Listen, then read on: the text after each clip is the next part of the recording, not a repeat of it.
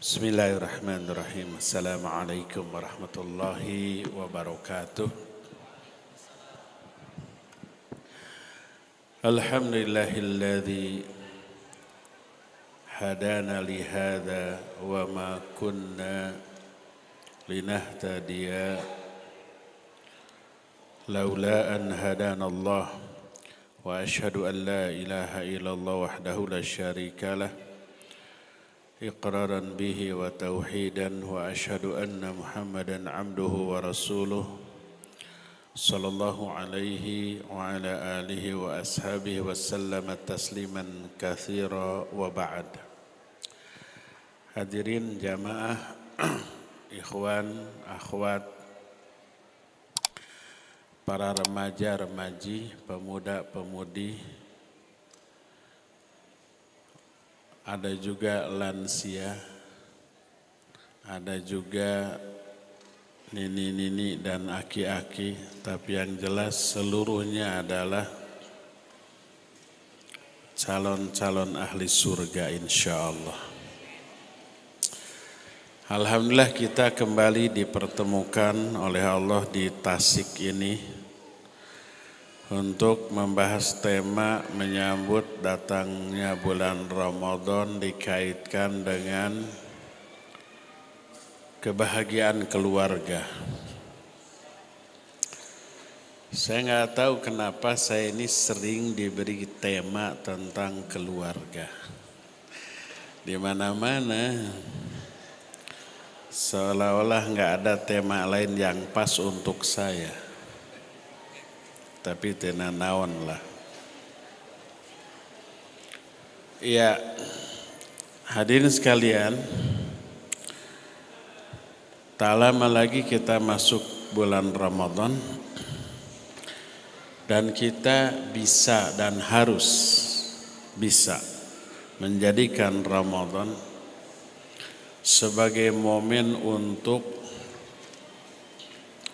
membenahi keluarga atau menciptakan suasana keluarga yang jauh lebih baik daripada sebelumnya, menjadikan Ramadan sebagai momen untuk menjadikan keluarga kita sebagai baiti jannati, rumahku, surgaku, sekaligus rumahku adalah tempat untuk membina diri sebagai calon-calon ahli surga. Keluarga ini miniatur kebahagiaan kita di surga nanti. Kalau kita merasa bahagia di dunia di tengah keluarga, insya Allah kebahagiaan ini berlipat di akhirat nanti di surga Allah Azza wa Jalla. Tetap akan ngumpul bersama-sama di surga antara orang tua, anak, cucu, menantu, mertua. Bayangkan kalau di dunia orang tua dengan anak, ada cucu, ada menantu, ada mertua, ada besan. Terus hubungan antara mereka ini baik, enak, nyaman, pas kumpul tuh bahagianya itu luar biasa. Dan itu hanya bisa diciptakan, dikondisikan dengan manajemen syar'i. Allah berfirman dalam Al-Quran, Al-akhillau yawma idzin ba'duhum li ba'din adu illal muttaqin. Kata Allah, seluruh hubungan kasih sayang, persaudaraan, persahabatan, kekeluargaan, semuanya akan menjadi musuh. Kadang di dunia jadi musuh, atau di akhirat. Di dunia tidak jadi musuh, di akhiratnya jadi musuh. Semua pertemanan, persahabatan, kekerabatan, kekeluargaan, semua akan berubah menjadi musuh. Suami dengan istri, orang tua dengan anak, seseorang dengan adiknya atau dengan kakaknya, seseorang dengan sahabatnya, itu semua akan berubah menjadi musuh kecuali orang-orang yang bertakwa. Makanya Allah wanti-wanti dalam surah At-Taghabun. Allah menyatakan, ya ayyuhalladzina amanu inna min azwajikum wa auladikum aduwwan lakum fahdharuhum. Hai orang-orang yang beriman, sesungguhnya di antara istri-istri kalian, pasangan-pasangan kalian dan anak-anak kalian ada yang akan menjadi musuh bagi kalian. Musuh itu mencelakakan kita, menjerumuskan kita kepada kesengsaraan. Allah wanti-wanti, istri kalian atau suami, anak-anak ada yang akan menjadi musuh. Fahdharuhum, hati-hati, wanti-wanti.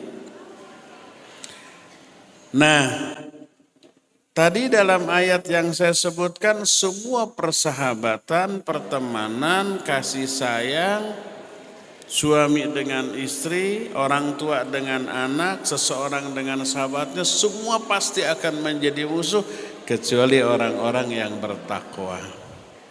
Orang yang bertakwa sejak di dunia kalau bersahabat, berteman, bersaudara, berkeluarga, itu terpelihara, terjaga sampai mati, sampai ke akhirat juga tetap akan menjadi sahabat, saudara, kawan, akan menjadi pasangan sampai ke akhirat, ke surga.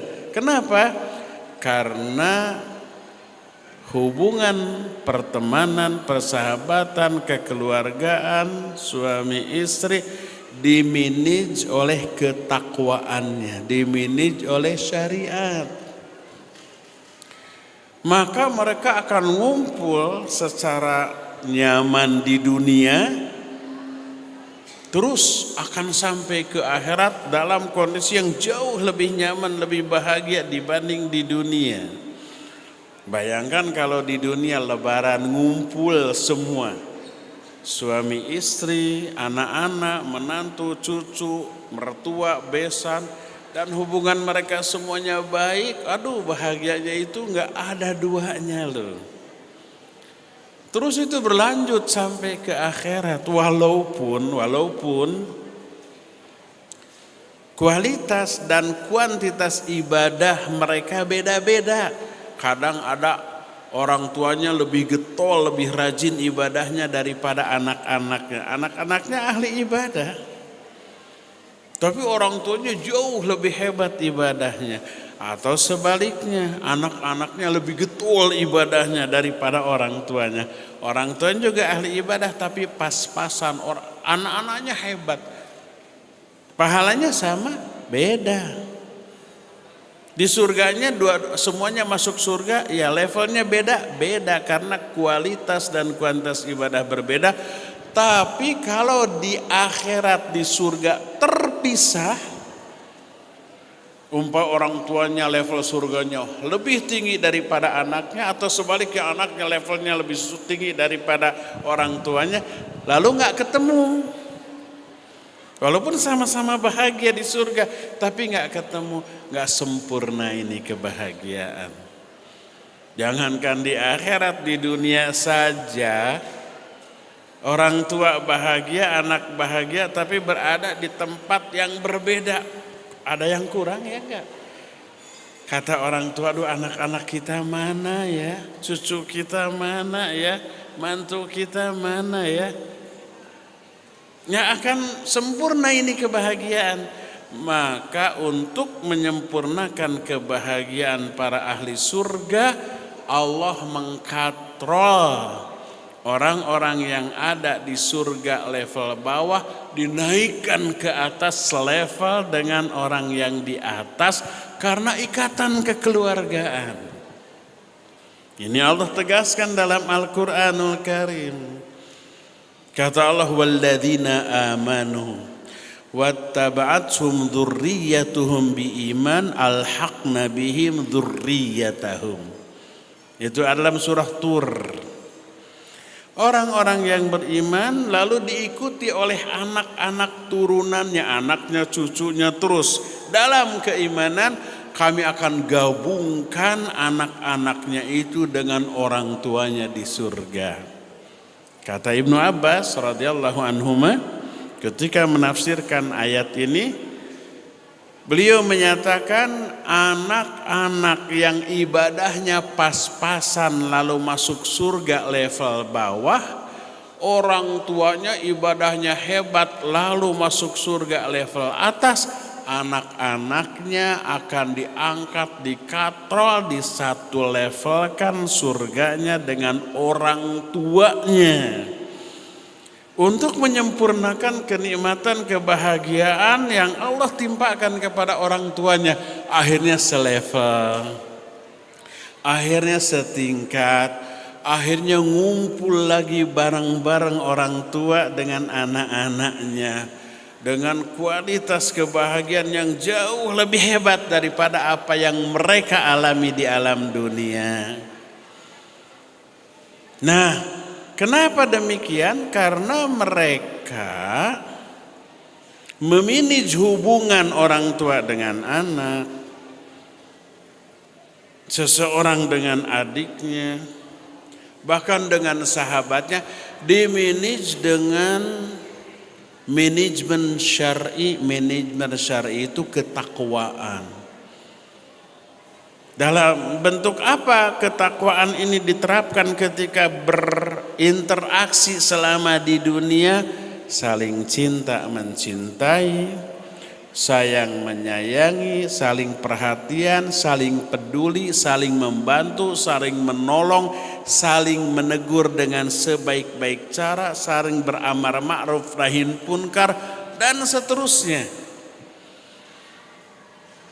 Maka kalau hubungan pertemanan dilandasi dengan iman dan takwa,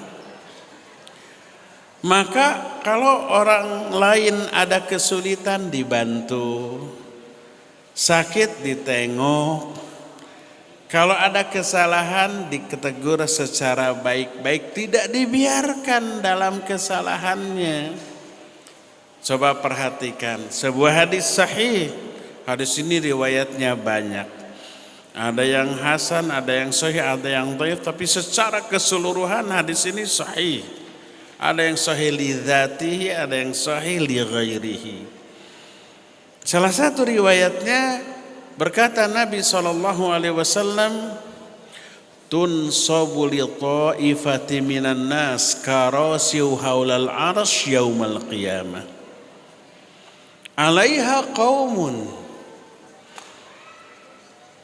wujuhuhum nurun kal qamari lailatal badr wa libasuhum nurun laisu bil anbiya wala syuhada yaghbituhumun nabiyyuna wasyuhada wassolihun. Kata Nabi SAW, akan disiapkan beberapa buah kursi di sekeliling arsy pada hari kiamat. Dalam riwayat lain, manabir min nur, disiapkan beberapa mimbar yang bercahaya. Mimbar itu fungsinya tempat duduk, sama dengan kursi. Kata Imam Ibnu Athir, kana mimbaru Rasulillah sallallahu alaihi wasallam thalatha darajat, qama fi tsaniyah wa qa'ada ala tsalitsah. Mimbar Nabi, mimbar di masjid untuk khutbah, itu 3 anak tangga. Beliau suka berdiri di anak tangga kedua ketika khutbah dan duduk di anak tangga ketiga. Mimbar itu tempat duduk. Nanti akan disiapkan mimbar, dalam riwayatnya kursi yang bercahaya. Di atas kursi-kursi itu ditempati oleh beberapa orang, satu kaum. Wajah mereka bercahaya seperti malam purnama. Maknanya sumringah, mencerminkan, merefleksikan kebahagiaan yang tak terkira. Bercahaya, bersinar, senyum terus, saking bahagianya tuh. Walibasuhum nurun, pakaian mereka juga bercahaya. Mereka laisu bil anbiya wala syuhada. Mereka bukan para nabi, bukan para syuhada. Yaghbituhumun nabiyuna wasyuhada wasodun.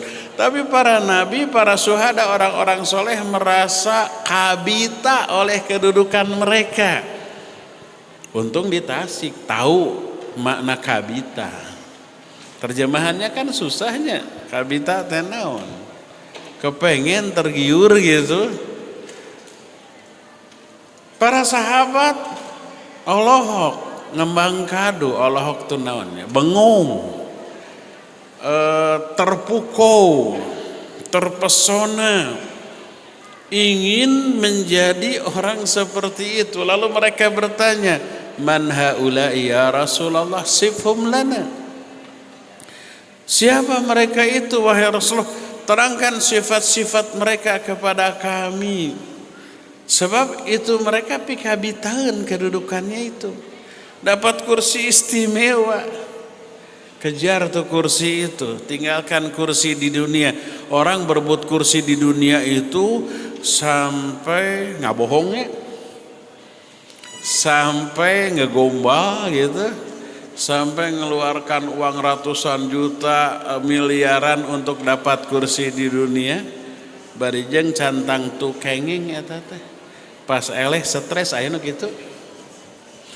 Kejar kursi di akhirat. Siapa mereka itu ya Rasulullah, terangkan sifat mereka kepada kami. Apa kata Nabi SAW? Mereka orang-orang yang memiliki 5 sifat. Semua 5 sifat ini adalah refleksi dari persaudaraan. Kata Rasul sallallahu alaihi wasallam, humul mutahabuna fillah wal mutajalisuna fillah wal mutanasihuna fillah wal mutazawiruna fillah wal mutanasiruna fillah. Mereka itu orang-orang yang saling mencintai karena Allah, saling bermajlis atau bergaul karena Allah, saling menasihati karena Allah, saling mengunjungi karena Allah, dan saling menolong, saling membantu karena Allah. Lihat, kelima sifat ini adalah unsur-unsur persaudaraan. Saling mencintai, saling menolong, saling membantu, saling menziarahi, saling menasihati. Itu tuh lem, perekat ukhuwah Islamiyah. Itu tali pengikat persaudaraan di antara sesama mereka. Diaplikasikan. Dan yang mendasari itu semua adalah iman. Sebagai orang yang beriman, semua orang beriman bersaudara. Kalau bersaudara wajib ada rasa cinta dan kasih sayang. Kata Allah Azza wa Jalla, innamal mu'minuna ikhwah. Mukmin dengan mukmin itu hanyalah bersaudara. Kalau saudara wajib ada rasa cinta. Kata Nabi SAW, la tadkhulul jannah. Hadis ini sahih riwayat Bukhari dan Muslim. La tadkhulul jannata hatta tu'minu wa la tu'minu hatta tahabu. Kalian tidak akan bisa masuk surga sebelum kalian beriman. Kalian tidak dikatakan beriman sebelum kalian saling mencintai. Nggak ada cinta, nggak ada iman. Nggak ada iman, jangan berharap bisa ke surga. Ini menunjukkan cinta terhadap sesama muslim itu kunci masuk surga loh. Nggak boleh saling membenci, saling mendengki, saling memusuhi antara sama muslim, nggak boleh. Bahkan bibit-bibit yang bisa menjurus kepada permusuhan seperti saling mencela, saling menghina, suudzon, tajasus, ghibah diharamkan. Ya ayyuhalladzina amanu la yaskhar qaumun min qaumin asa ayyakunu khairan minhum. wala nisa'un min nisa' asa ayyakunna khairan minhunna wala talmizu anfusakum wala tanabazu bil alqab. Jangan saling menghina, jangan saling merendahkan, jangan saling memberikan lakob-lakob yang buruk dengan mengatakan si tolol, si bodoh, si sontoloyo, si item, si jeding, si kembu, si apa lagi, si gede hulu. Pokoknya memberi lakob-lakob yang buruk. Iztanibu ya ayyuhalladzina amanu iztanibu katsiran minadh-dhann inna ba'dadh-dhanni itsam. Jangan suudzon. Wala tajassasu, jangan tajasus, mengorek-ngorek, mencari-cari kesalahan orang lain, mengintip-ngintip, sudah dapat dibongkar, diekspos, digibahi. Wala yaghtab ba'dukum ba'dha. Jangan saling menggibahi. Itu yang dilarang itu adalah perkara yang bisa merusak ukhuwah Islamiyah, bisa merusak persaudaraan, persahabatan, pertemanan, bisa menimbulkan permusuhan, diharamkan karena bisa menggerus iman.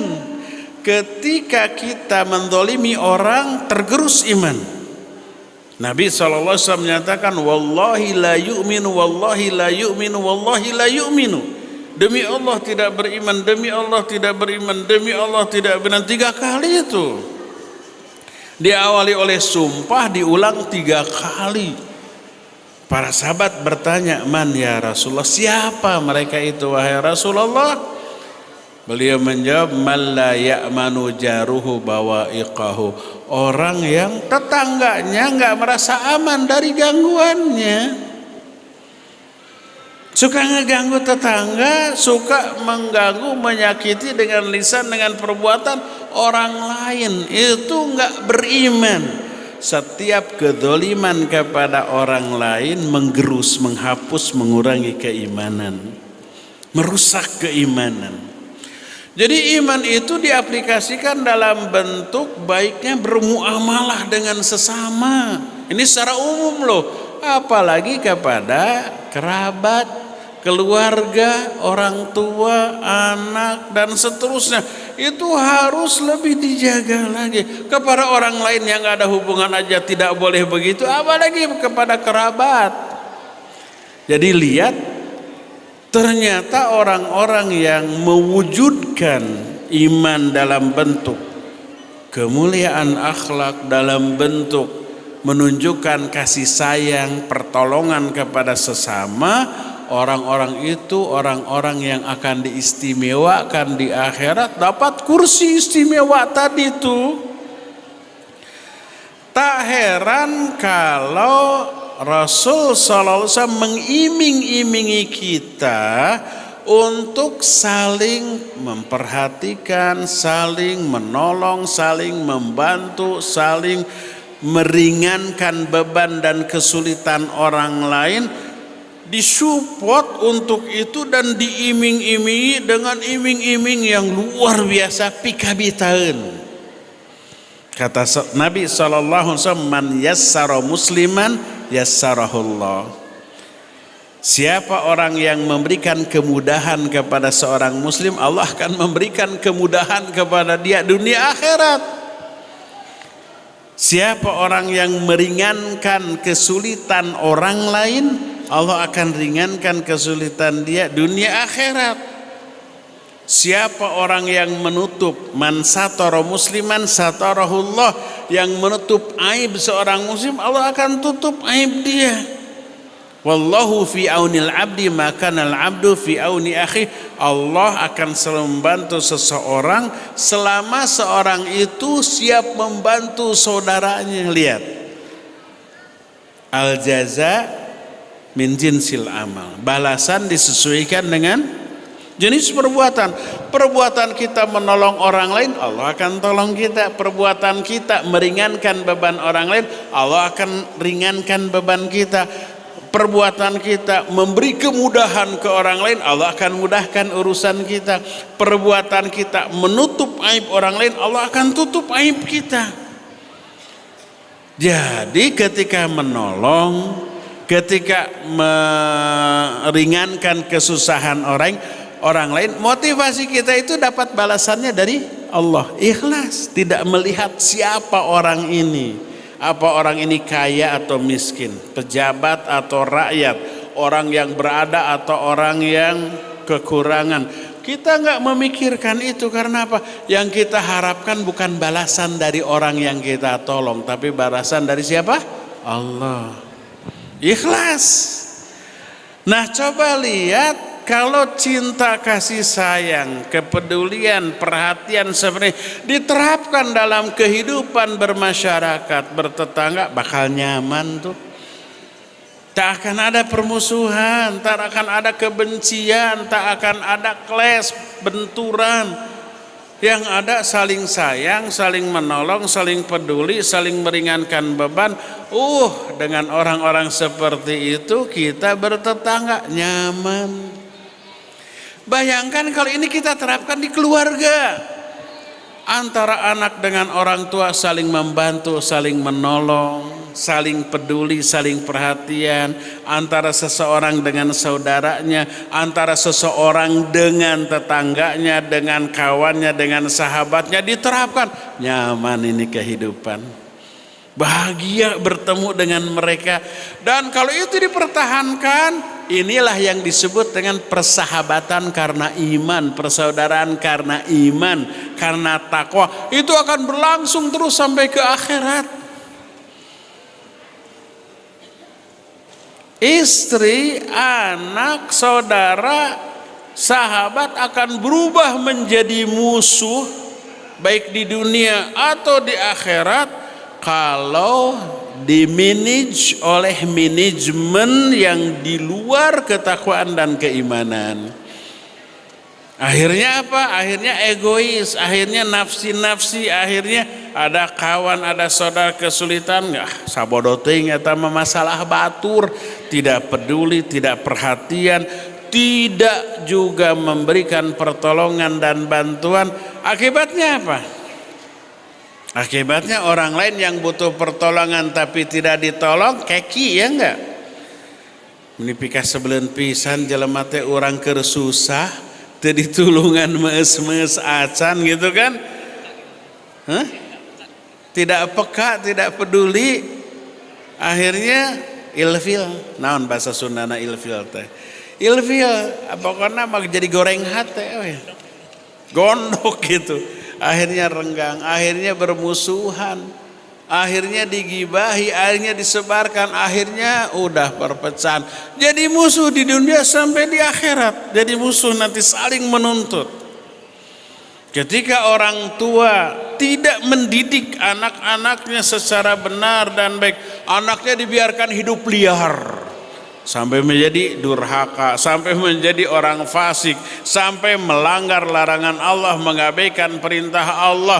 Nanti anak ini menuntut orang tuanya di akhirat, ayah ibu kenapa kalian biarkan aku durhaka, tidak terdidik. Dituntut orang tuanya, akhirnya dijerumuskan orang tuanya ke dalam azab. Bermusuhan kan? Jadi musuh anak dengan orang tua, seseorang dengan saudara, seseorang dengan sahabatnya. Ini yang dimaksud dengan al-akhillau yauma idzin ba'duhum li ba'din adu illal muttaqin.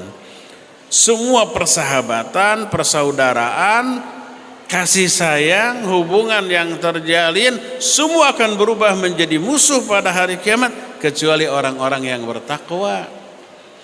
Karena itu terapkan manajemen syar'i dalam kehidupan keluarga.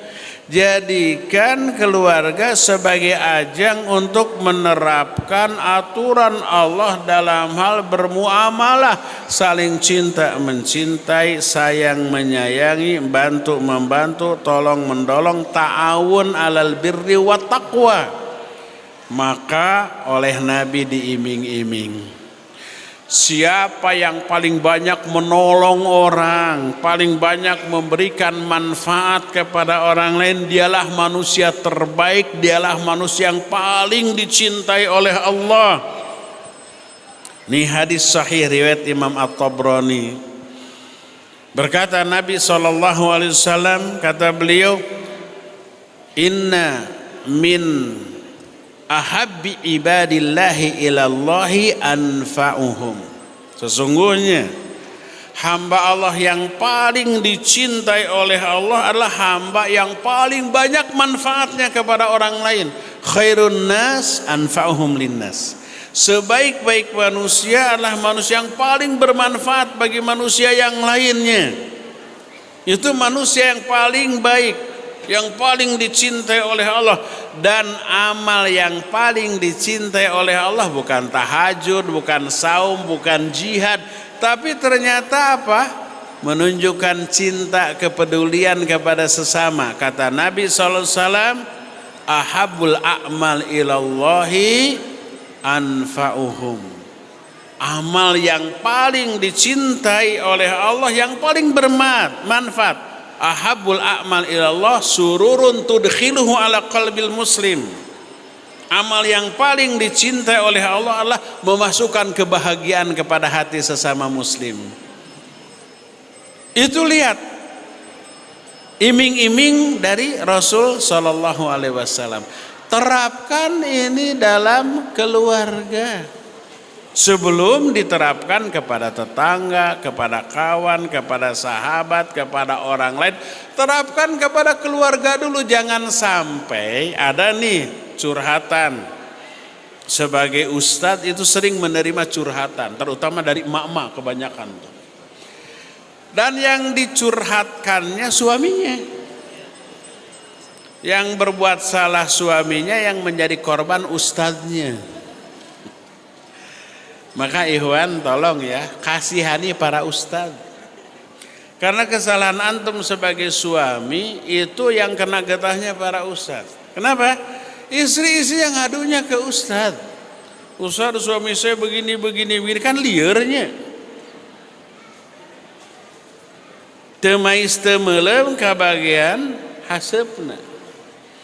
Tidak makan, cuma mencium aromanya, tapi kena getah nangkanya. Nangkanya nggak ikut makan, kena getahna. Kesalahan, ketidakpedulian, ketidakpekaan suami kepada istri oleh para istri dicurhatkan ke ustadz. Ustadz, suami saya begini gimana? Saya bilang ngomong langsung ke suami, nggak berani, suka marah. Nah, salah satu curhatannya begini, Ustadz, suami saya ini kalau ke temennya, ke ikhwan, ke orang lain baik, neraktir, makan di restoran mewah, ke istri, ke anaknya pelit. Kalau ke orang lain baik, ramah gitu, lemah lembut, selalu senyum, selalu sopan, ke istri, ke anaknya kasar. Ada yang begitu di sini? Ikhwan nggak ngaku, ahwat nggak berani. Ada, padahal nahatena mah aya. Mungkin ada, iya. Terbalik. Orang yang pertama kali harus diperlakukan sebaik-baik adalah keluarganya.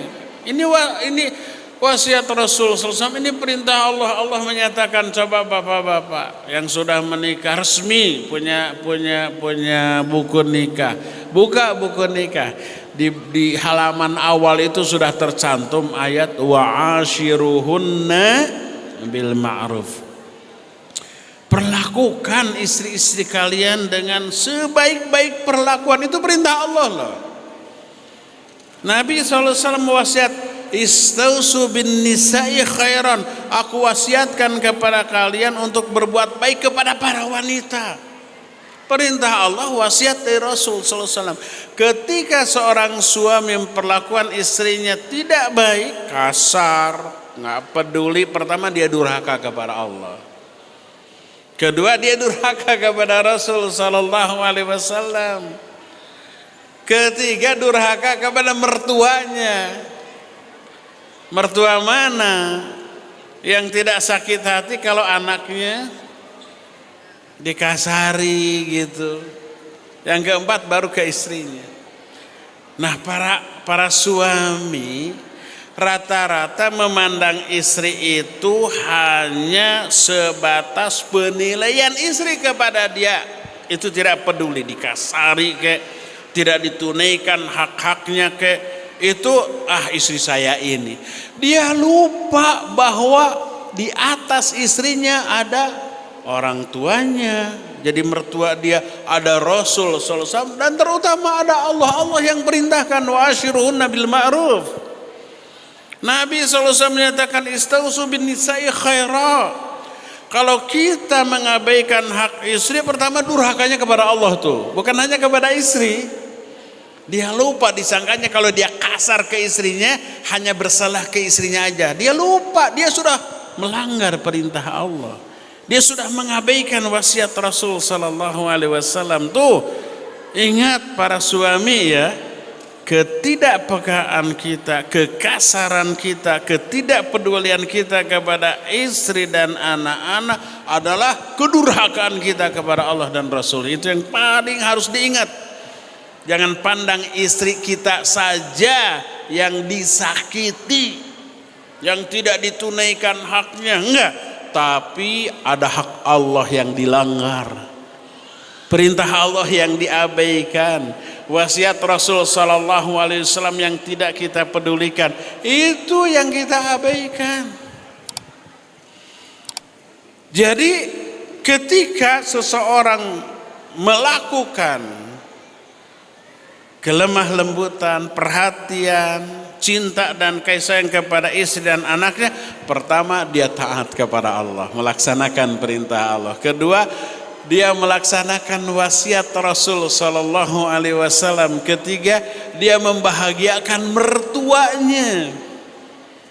Ketika mertua melihat anaknya, putrinya yang dia kasihi sejak kecil dimuliakan oleh menantunya, aduh adem. Saya tenang melihat putri saya memiliki suami kayak begini. Dibahagiakan, ditenangkan, dinyamankan. Nah, terlebih istrinya, anaknya juga merasa nyaman, diperlakukan dengan sebaik-baik perlakuan. Suami yang seperti ini adalah suami terbaik. Kata Nabi SAW, khairukum li ahli wa ana khairukum li ahli. Sebaik-baik kalian adalah orang yang paling baik kepada keluarganya, dan aku yang terbaik kepada keluargaku. Jadi baik buruknya seseorang suami, seorang lelaki, salah satunya dilihat dari gimana sikap dia kepada istri dan anak-anaknya. Tunjukkan kasih sayang, perhatian, kepedulian, kelemah lembutan kepada istri dan anak. Itu manusia terbaik menurut versi Allah dan Rasulnya. Jadikan Ramadan ini sebagai momen untuk mewujudkan semuanya itu. Apa yang harus kita lakukan di bulan Ramadan pertama nih ya? Bulan Ramadan ini bulan turunnya taufik dan hidayah. Bulan Ramadan adalah bulan turunnya rahmat dan ampunan. Bulan Ramadan adalah bulan dilipat gandakan pahala dari semua amal baik dan amal soleh. Manfaatkan itu untuk kepentingan diri dan keluarga kita. Jangan sampai keluarga kita tidak kecipratan barokah dari bulan Ramadan yang luar biasa agung dan mulianya ini. Apa yang harus kita lakukan di bulan Ramadan agar menjadikan Ramadan ini sebagai apa? Turning point, titik balik dari kehidupan kita dari buruk menjadi baik. Jadikan momen Ramadan ini sebagai momen untuk menerapkan kebiasaan baik yang terus terpelihara sampai seumur hidup kita dalam kehidupan rumah tangga kita. Apa yang harus kita lakukan? Coba agendakan di rumah pada bulan Ramadan. Ada kegiatan bersama dilakukan sekeluarga. Pertama ya, berupayalah untuk selalu makan bersama keluarga, baik berbuka ataupun sahur. Dan itu momen yang spesial, menciptakan keakraban, keharmonisan dalam kehidupan rumah tangga melebihi sebelumnya.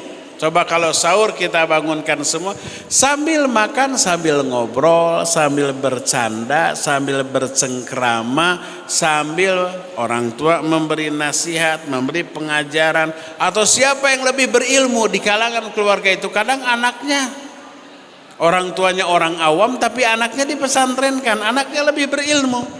Sampaikan. Makan, minum, majlis qahwah adalah media dakwah.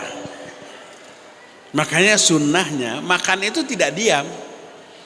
Kan orang-orang tua dulu ada kekeliruan, kalau umpah lagi makan anak ngobrol, diam. Kalau makan jangan banyak ngomong, kan gitu. Bisi kabesekan. Naon bahasa Sunda na kabesekan? Bahasa Indonesia kabesekan. Hah? Keselak kabuhulan eta mah. Kabesekan apa? Tersedak. Ari kabuhulan naon? Bisi kabuhulan, bisi kaselek gitu. Padahal itu media dakwah. Sampaikan, kan makan diem siga nggak seru. Tapi jadikan media untuk saling memberi dan menerima, ya. Bercanda, bercengkrama, maka itu menciptakan kebersamaan. Siapapun yang berilmu, amar ma'ruf nahi munkar di dalam makan, ya berlangsung. Kalau ada anak atau salah satu yang pakai tangan kiri, diberitahu tangan kanan. Sunnah yang wajib pakai tangan kanan, sunnah Nabi tapi wajib. Ada orang yang karena bodohnya tapi pede sunnah tapi wajib. Dia hanya memahami sunnah secara fikih, yang maknanya ma yuthabu fa'iluhu wa la yuthamu tarikuhu.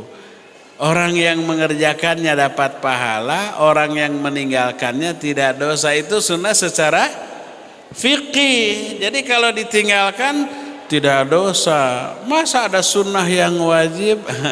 Karena dia hanya memahami sunnah secara fikih saja. Sunnah secara akidah dia nggak paham. Sunnah itu maknanya adalah cara hidup Nabi SAW. Ada yang wajib, ada. Seperti makan pakai tangan kanan wajib. Ini sunnah Nabi SAW. Seperti makan basmalah dulu, itu wajib. Itu sunnah Nabi yang wajib gitu ya. Banyak. Maka siapa yang makan tangan kiri tidak basmalah, dia dosa.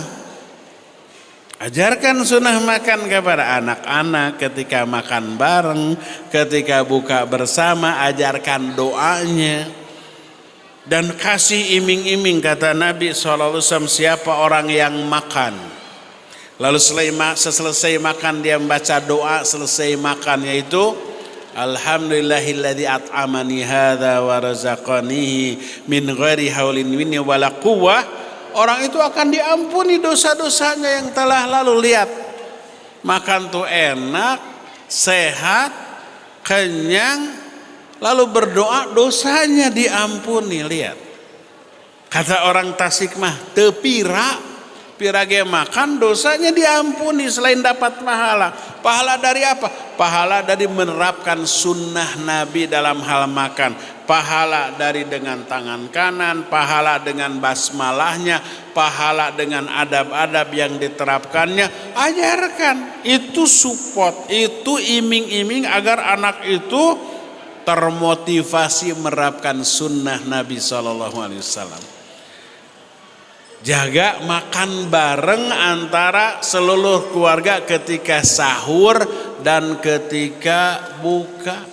Kasih pelajaran tentang pentingnya sahur. Tasahharu fa inna fis sahuri barokah. Sahurlah kamu karena dalam sahur itu ada barokah. Jadi walaupun berat, ngantuk, malas makan, tapi ada iming-iming di sana yang membuat kita semangat untuk sahur. Lakukan itu ketika sahur, ketika buka, tercipta kebersamaan. Ini yang pertama, agendakan. Kedua, agendakan tadarus bersama di rumah.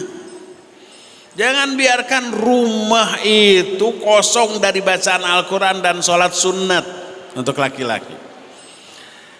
Bila perlu nanti yuk dalam waktu-waktu tertentu dalam sehari kita tadarus bersama sekeluarga. Bisa giliran yang satu baca, yang lain menyimak. Bisa juga bareng-bareng, nggak apa-apa, nggak masalah. Gemuruhkan rumah dengan suara bacaan Al-Quran. Itu seindah-indah suara yang bisa kita dengar. Apa akibatnya? Akibatnya itu rumah menjadi terang benderang dengan cahaya rahmat dari Allah Azza wa Jalla. Setan-setan yang ada di rumah itu ngacir kabur meninggalkan rumah tersebut karena dibacakan ayat Al-Quran. Setiap ruangannya, bisa di ruang tengah, bisa setiap kamar masing-masing. Di kamar si sulung terdengar baca Quran, yang kedua, ketiga sampai si bungsu, kamar pembantu, nini, aki, semua bergemuruh dengan bacaan Al-Quran masing-masing. Masya Allah, indah itu. Rumah itu rumah yang penuh barokah dan penuh dengan rahmat dari Allah. Perhatikan hadis sahih. Riwayat Imam Muslim berkata Rasulullah SAW, majtama'a qaumun fi baitin min buyutillah yatsluna kitab Allah wa yatadarasuna fima bainahum illa haffaz alaihimul malaikah wa ghasyiyatuhumur rahmah wa unzilat alaihimus sakinah wa dzakarahumullahu fi man indah. Tidaklah satu kaum berkumpul di salah satu rumah Allah, terus mereka membaca Al-Quran, sama semuanya membaca Al-Quran, mempelajari isinya, kecuali malaikat akan turun. Terus Allah akan curahkan rahmat, Allah akan turunkan sakinah. Allah sebut nama-nama mereka di hadapan para malaikat yang ada di sekeliling arsy. Lihat apa yang Allah akan berikan kepada sebuah rumah tangga yang di dalamnya membaca Al-Quranul Karim.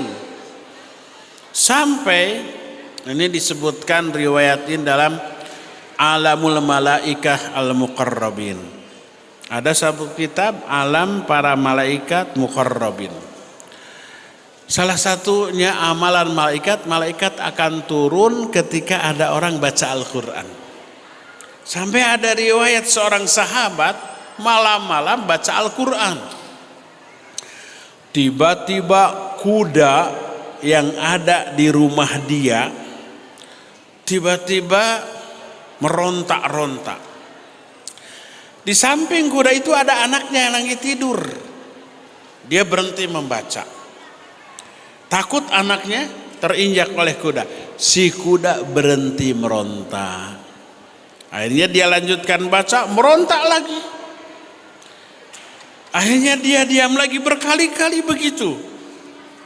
Tiba-tiba ada semacam segumpal awan yang bercahaya. Ini bukan khurafat, riwayatnya sahih. Lalu keluar, kemudian aku ikuti, lalu menghilang ke atas. Esoknya aku sampaikan kepada Nabi SAW. Ini riwayat yang sahih, jadi bukan khurafat. Kalau yang lain khurafat itu nggak ada riwayatnya, dikarang-korong sendiri. Apa kata Nabi SAW? Hadhihi rahmah. Ini adalah rahmat. Dalam riwayat lain, hadhil malaikah tanzilu inda qiraatil Quran. Ini adalah rahmat, ini malaikat yang turun ketika dibacakan Al-Quranul Karim. Karena itulah, bayangkan kalau sebuah rumah bergemuruh dengan suara bacaan ayat Al-Quran, Masya Allah. Rumah itu rumah yang dipenuhi oleh rahmat, oleh barokah, oleh kebaikan. Maka di bulan Ramadan, jadikan Ramadan sebagai momen untuk membiasakan seluruh keluarga membaca Al-Quran tadarus. Kondisikan oleh anggota keluarga, oleh orang tua, oleh ayah dan ibu, anak-anak, ayo ngumpul, pegang mushaf masing-masing, ayo baca Al-Quran, gitu. Inilah yang kedua, bentuk ta'awun al-birri wa taqwa di tengah-tengah keluarga. Ketiga, adakan juga obrolan ilmiah di tengah keluarga. Bisa khusus waktunya, bisa disatukan setelah membaca Al-Quran bareng-bareng. Apa obrolan ilmiahnya itu? Saling mengajarkan zikir-zikir tertentu khususnya yang berkaitan dengan bulan Ramadan. Dicek anaknya satu-satu, hafal nggak doa buka? Hafal nggak doa setelah makan yang sahih, yang benar dari Rasul sallallahu alaihi wasallam? Dicek. Hafal nggak doa sebelum tidur, bangun tidur, masuk keluar WC, doa naik kendaraan, doa ketika turun hujan, doa ketika hujan berhenti, doa ketika ada petir menyambar, doa naik kendaraan. Dicek satu-satu. Pastikan seluruh anggota keluarga kita ini hafal semuanya, sehingga apapun aktivitas dan amalan harian yang mereka lakukan, hafal doanya, hafal zikirnya, lalu kupas maknanya. Salah seorang saja di antara mereka, kalau semuanya ternyata tidak tahu maknanya, artinya, apalagi maksudnya, boleh buka buku syarah tentang hal itu, bacakan ke semuanya. Ini maknanya loh, hafalkan, hayati. Ya. Maka rutinkan itu, maka pemahaman amalan sekeluarga itu akan merata. Dan rutinkan. Dan ini seusai Ramadan berlalu, jangan dihilangkan, teruskan. Walaupun Ramadannya sudah berlalu, jadikan itu sebagai buah dari bulan Ramadan yang terus kita lestarikan sampai seumur hidup kita. Inilah yang ketiga, agenda kita yang ketiga di tengah keluarga, untuk menjadikan keluarga lebih barokah, lebih bahagia, sampai kebahagiaannya terbawa ke akhirat nanti. Agenda keempat, adakan juga kajian bersama. Ajak sekeluarga ngaji. Kalau ada jadwal pengajian baik di masjid ataupun di luar masjid seperti di gedung seperti ini. Oh, ada kajian Ustadz Anu di kotanya. Ayo kita bareng-bareng ngalap berkah dari pengajian, tabaruk kepada pengajian. Karena dalam pengajian dipastikan banyak barokah, banyak rahmat tuh. Tabaruk ini, ngalap berkah ini, nah kepada yang seperti ini banyak barokah di sana. Apa barokah? Kasratul khair, banyaknya kebaikan dari semua dimensi lahir batin, untuk dunia sampai ke akhirat. Kebaikan yang bisa diraih dari majelis ilmu. Apabila kita sekeluarga ngabring, pairing-iring, ngalet, ngabandalet, sama-sama, dari mulai nenek, kakek, ya, orang tua, adik, kakak, semua pembantu, semuanya dibawa, anak-anak dan cucu-cucu dibawa ke pengajian. Masya Allah, barokah itu keluarga. Kita sering membahas keutamaan dari pengajian-pengajian ini, selain menyebabkan dosanya diampuni, pahala diberikan, rahmat diberikan, taufik dan hidayah juga diberikan, dilembutkan juga hatinya, diangkat derajatnya melebihi daripada sebelumnya, dan seterusnya. Itu didapat oleh seluruh keluarga. Bayangkan kebaikan yang bisa dibawa oleh keluarga itu ketika sampai di rumah, diterapkan. Karena itulah maka tak heran keluarga seperti ini akan menjadi keluarga yang bisa menciptakan surga dalam lingkungan rumah tangganya sendiri. Jadilah yang tadi jadi slogan kita, baiti jannati, rumahku adalah surgaku di dunia, dan kelak mereka akan tetap berkumpul di surga Allah bersama-sama di tengah gelimangnya kenikmatan dan kebahagiaan yang berlipat dari Allah Azza wa Jalla. Allah menyatakan, fala ta'lamu nafsun ma ukhfiya lahum min qurrati ayun jazaa'an bima kanu ya'malun. Jiwa manapun tak akan mengetahui kebahagiaan apa yang Allah sembunyikan untuk mereka di surga sebagai balasan atas amal-amal yang mereka lakukan. Ketika menafsirkan ayat ini, Nabi SAW bersabda, Allah berfirman, ini hadis kursi, a'dadtu li ibadiyas solihin mala ainun ra'at wala udhunun sami'at wala khatara ala qalbil bashar.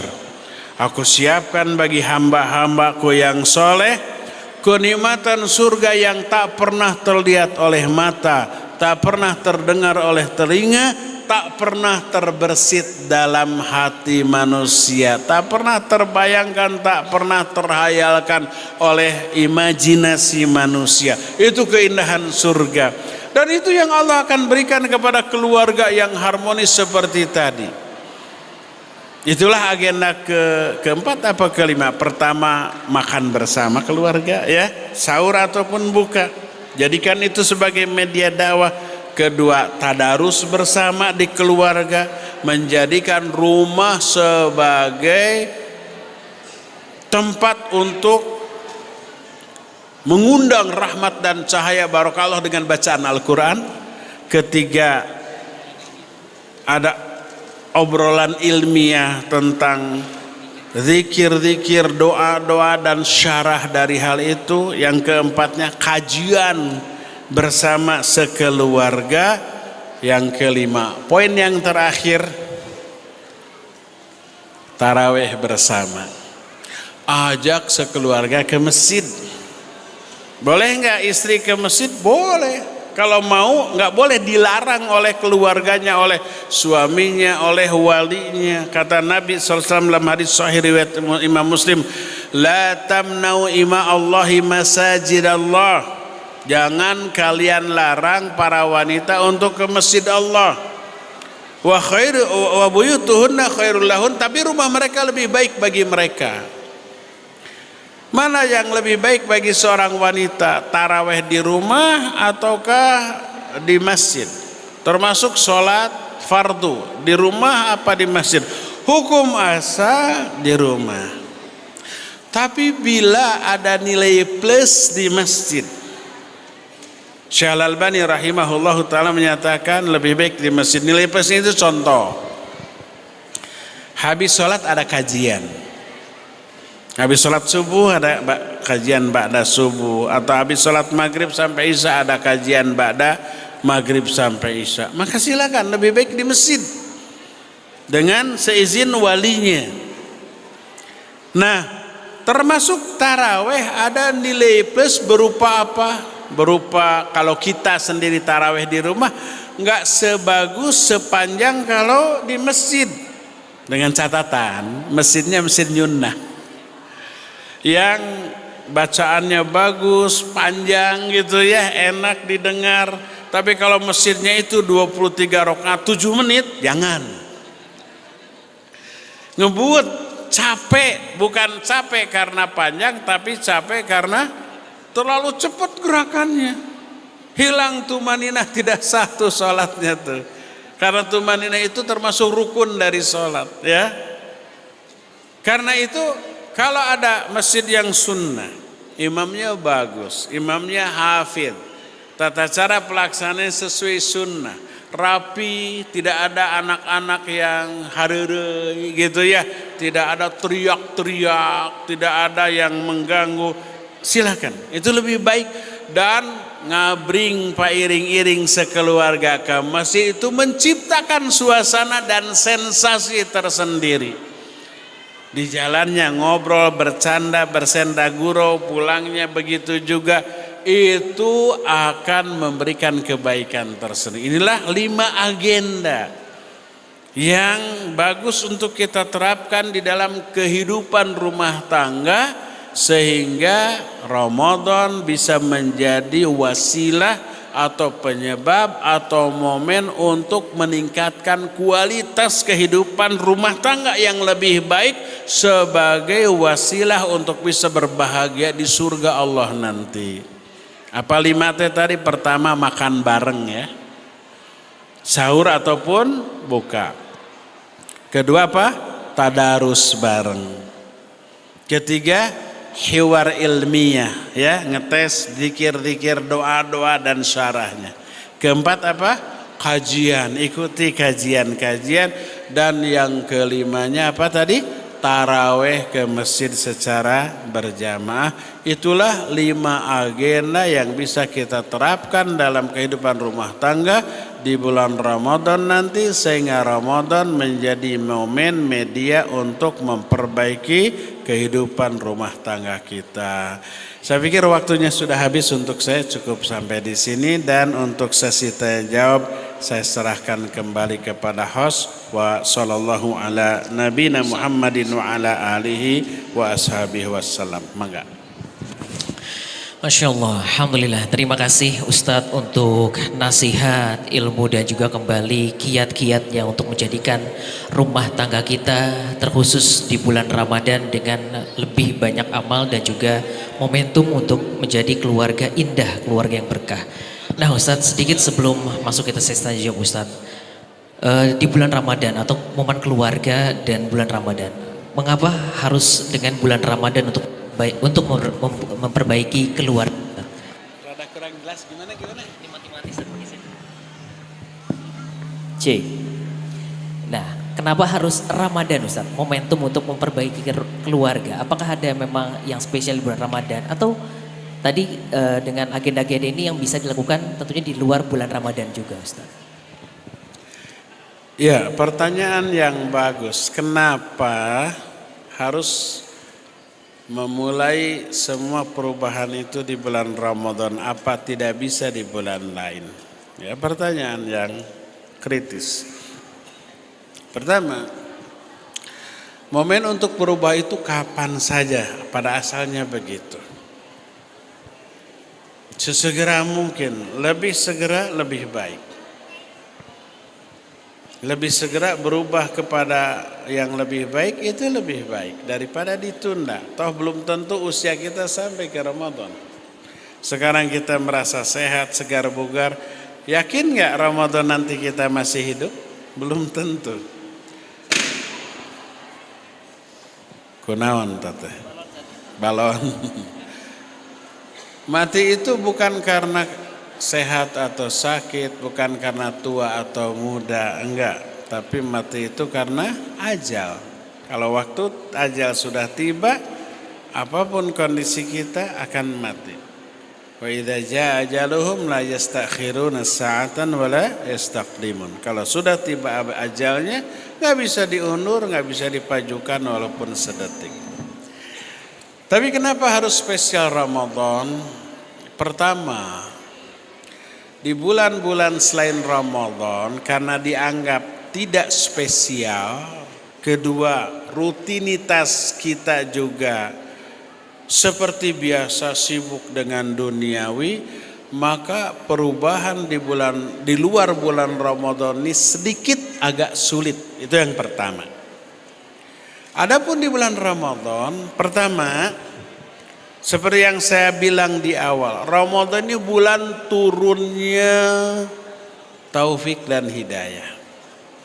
Ramadan ini bulan turunnya rahmat, ampunan, dilipat gandakannya semua amal baik. Sehingga orang di bulan Ramadan lebih termotivasi daripada di luar Ramadan. Orang yang tidak pernah sholat juga waktu Ramadan ikut saum. Orang yang tidak pernah tahajud juga Ramadan mah ikut taraweh. Orang yang umpamanya pelit juga Ramadan mah sok infak dan sedekah walaupun cuma 2.000 lumayan. Nah, jadi keberkahan bulan Ramadan membuka pintu hati banyak orang. Karena termotivasi orang itu, wah Ramadan semua pahala dilipat gandakan. Ramadan ini bulan ampunan. Akhirnya termotivasi. Terlebih tempat-tempat maksiat seperti hiburan-hiburan malam, pak diskotik, tempat dangdutan, karaoke, semua untuk di Indonesia ya ditutup kan, dilarang dibuka tuh. Mudah-mudahan di Tasik kayak gitu, di seluruh Indonesia, kalau bisa seluruh dunia kan nggak mungkin seluruh dunia mah, minimal seluruh Indonesia. Pemerintah menetapkan aturan ditutupnya pintu tempat-tempat maksiat, tempat-tempat hiburan malam, dan itu semakin mengkondisikan orang untuk lebih fokus kepada ibadah. Karena itulah maka Ramadan dianggap momen spesial untuk berubah tadi. Jadi pada intinya berubah itu kapan saja bagus. Cuma kenapa diusul bulan Ramadan? Karena adanya keistimewaan. Orang juga biasanya dapat hidayah di bulan Ramadan lebih banyak daripada di luar Ramadan. Maka pantas apabila Ramadan banyak dijadikan momen spesial untuk berubah, untuk memulai semua kebaikan. Termasuk para perokok yang kecanduan rokok, menjadikan Ramadan sebagai momen untuk menghentikan. Ketika saum kan bisa berhenti ya, anehnya teh. Walaupun menjelang berbuka ini sudah nih, sudah disiapkan pas Allahu Akbar, Allahu Akbar, cekes, bukan nate takjil nate kurokok. Pada intinya dia bisa pasti dengan mental, tidak merokok selama seharian gitu ya. Ini menunjukkan bisa sebenarnya dia menghentikan kalau mentalnya kuat, kalau imannya bagus. Nah, banyak juga orang yang berhenti merokok dalam bulan Ramadan, sehingga setelah Ramadan dia terus berhenti ya. Inilah yang menyebabkan kenapa harus di bulan Ramadan. Wallahu a'lam. Masya Allah. Nah Ustaz, terima kasih Ustaz, jazakallahu khair kembali untuk nasihat dan juga ilmunya. Baik, selanjutnya kita sudah tidak sabar juga ya untuk pertanyaan yang akan kita buka kembali untuk ikhwan dan akhwat. Silakan Pak, jika ada yang bertanya boleh di paling depan dulu. Baik, silakan, nama boleh dari mana Pak? Assalamualaikum warahmatullahi wabarakatuh. Waalaikumsalam. Nama Damiri dari Raja Polah. Alhamdulillah bisa ketemu lagi dengan Al-Mukarram Ustadz Haidar. Ini sebenarnya lebih kepada minta nasihat Ustadz. Lebih kepada meminta nasihat gitu. Ada seorang hamba Allah yang bercerita kepada kami tentang dilema keberadaannya di sebuah masyarakat. Kaitannya dengan tadi yang disampaikan masalah taraweh gitu. Beliau itu adalah imam masjid untuk sholat rawatib yang 5 waktu. Tetapi di momen bulan puasa, masyarakat di sekitarnya oleh tokoh-tokoh masyarakat dan beberapa tokoh agama meminta supaya mereka melaksanakan sholat taraweh 23 rakaat. Sementara seorang hamba Allah ini, dia lebih yakin, dia lebih memilih menikmati taraweh dengan 11 rakaat dengan bacaan yang tartil, pelan dan dinikmati. Sementara beliau melihat yang 23 itu cenderung cepat dan bacaannya itu tidak tartib.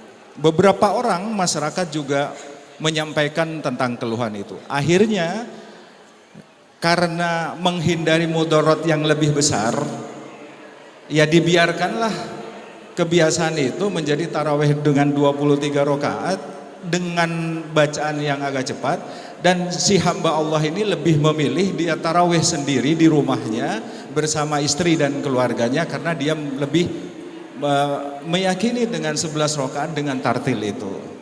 Nah nasihatnya Ustadz, cuman dilemanya dia, beliau sebagai imam masjid rawatib itu ada dilema sosial, ada mudorot yang dia rasakan gitu loh. Kok kenapa ketika dalam keseharian bisa istiqomah di masjid, kenapa kok justru momen Ramadan itu menghindar dari masjid dan lebih memilih taraweh?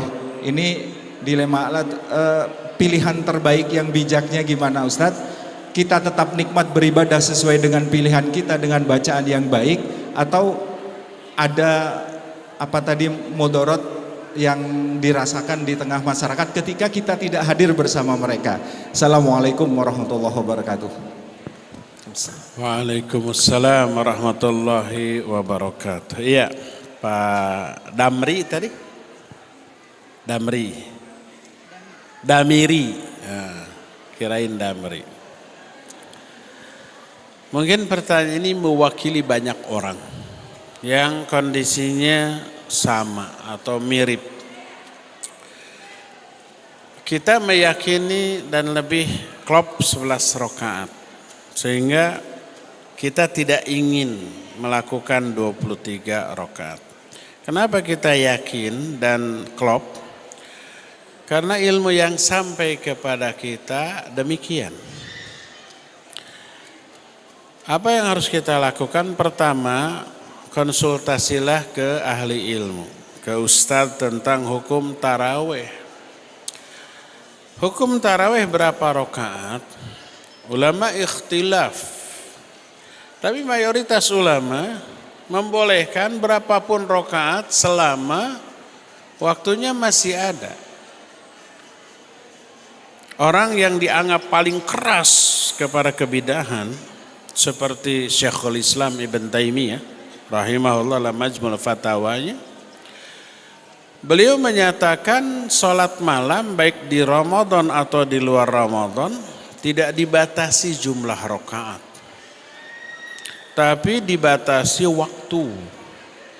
Kalau sudah fajar habis, tidak boleh ada lagi sholat malam. Kalau belum fajar maka boleh.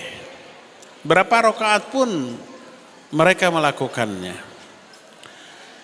Dari sinilah maka para ulama berbeda-beda menetapkan jumlah rakaat sholat tarawih. Ada yang 23 seperti umpamanya Imam Ahmad rahimahullah. Ada yang 21 seperti Imam Syafi'i rahimahullah. Ada juga yang 11 Imam Malik, Imam Abu Hanifah. Dan itu didasarkan kepada beragamnya riwayat. Nabi SAW pernah 11, pernah 13, pernah 17. Dalam semua riwayat yang sahih. Dari sanalah para ulama kemudian menyimpulkan jumlah rakaat sholat malam tidak dibatasi. Hanya dibatasi oleh waktu.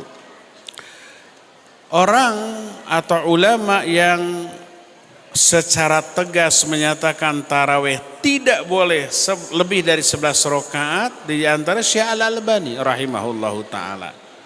Berdasarkan riwayat Aisyah bahwa Nabi SAW dalam hadis sahih riwayat Bukhari dan Muslim tidak pernah sholat malam lebih dari 11 rakaat baik di Ramadan ataupun di luar Ramadan.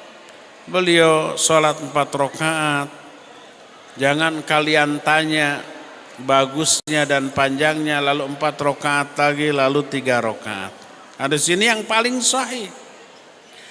Pertanyaannya, apakah Aisyah tahu enggak yang dilakukan oleh Nabi ketika beliau bermalam di istrinya yang lain? Kita tahu Nabi SAW itu istrinya dalam waktu yang bersamaan 9. Jadi Aisyah hanya kebagian sekali dalam 9 hari. 8 hari yang lainnya dia tidak tahu. Ada riwayat dari Ummu Salamah, Nabi SAW pernah 13 rakaat. Dalam riwayat lain pernah Nabi 17 rakaat di sholat malam tersebut. Aisyah tidak salah memberitahukan bahwa beliau tidak pernah lebih dari 11 rakaat. Itulah sepengetahuan Aisyah. Tapi di luar sepengetahuan Aisyah, Aisyah kan tidak tahu. Dan kita mengetahui, para ulama mengetahui dari riwayat-riwayat yang lain. Dari sinilah maka mayoritas ulama menyatakan boleh lebih dari 11 rakaat. Dulu di Mekah dan di Madinah, maksudnya di Masjidil Haram, Masjid Nabawi ya. Salat tarawih 23 rakaat.